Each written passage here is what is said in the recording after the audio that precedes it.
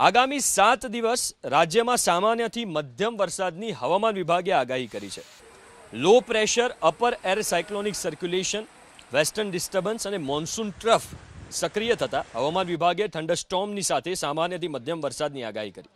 આજે રાજ્યના મોટાભાગના જિલ્લામાં છૂટાછવાયા સ્થળોએ હળવાથી મધ્યમ વરસાદની હવામાન વિભાગે આગાહી કરી છે।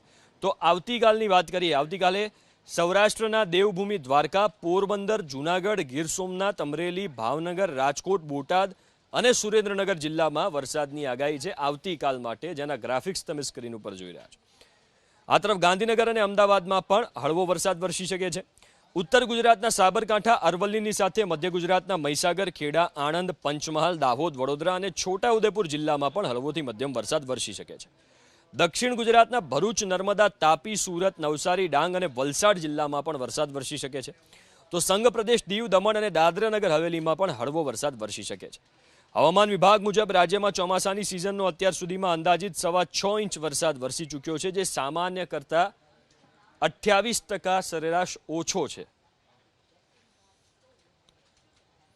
રાજ્યમાં વરસાદનો વધુ એક રાઉન્ડ શરૂ થશે। દક્ષિણ ગુજરાતમાં વરસશે ભારે વરસાદ, આ અનુમાન છે હવામાન નિષ્ણાંત અંબાલાલ પટેલનું। અંબાલાલ પટેલના અનુમાન મુજબ 17 અને 18 જુલાઈએ વધુ એક વરસાદી સિસ્ટમ સક્રિય થશે, જે વરસાદી સિસ્ટમથી પૂર્વ મધ્યપ્રદેશ અને ઉત્તર પૂર્વીય વિસ્તારોમાં વરસાદ વરસી શકે છે। આ જ વરસાદી સિસ્ટમથી 20 જુલાઈ સુધી રાજ્યના ઘણા ભાગોમાં વરસાદી ઝાપટા પણ વરસી શકે છે। જોકે 22 થી 30 જુલાઈ વચ્ચે વધુ એક મજબૂત વરસાદી સિસ્ટમ સક્રિય થતા દક્ષિણ ગુજરાત અને સૌરાષ્ટ્રમાં ભારે વરસાદ વરસી શકે, જ્યારે ઉત્તર ગુજરાત, મધ્ય ગુજરાત અને કચ્છ જિલ્લામાં પણ વરસાદ વરસી શકે છે। હવામાન નિષ્ણાંત અંબાલાલ પટેલે આવતીકાલે રથયાત્રાના દિવસે અમદાવાદમાં વરસાદી ઝાપટા વરસવાની શક્યતા વ્યક્ત કરી છે।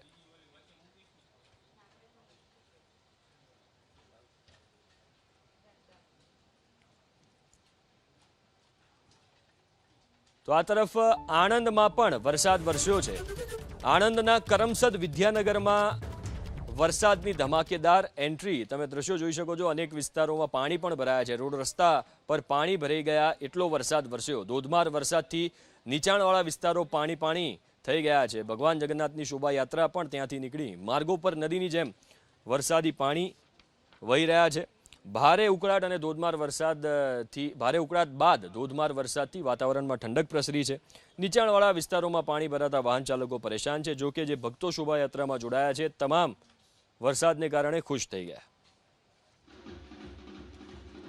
વધુ વિગતો સાથે સંવાદદાતા જલ્પેશ ફોનલાઈન ઉપર જોડાયા છે। જલ્પેશ, કયા વિસ્તારોમાં વરસાદ છે? વરસાદની જો વાત કરવામાં આવે તો લાંબા સમય બાદ જે વરસાદે વિરામ લીધો હતો અને લાંબા સમય બાદ અત્યારે વરસાદ વરસી રહ્યો છે। ખાસ કરીને આણંદની વાત કરવામાં આવે તો આણંદના પેટલાદમાં વરસાદ વરસ્યો, સાથે સાથે કરમસદ, વિદ્યાનગરમાં પણ વરસાદ વરસ્યો। ધોધમાર વરસાદ વરસવાના કારણે વિદ્યાનગરની જો વાત કરવામાં આવે તો નીચાણવાળા વિસ્તારોમાં પાણી થયા, માર્ગો ઉપર નદી વહેતી હોય તેવા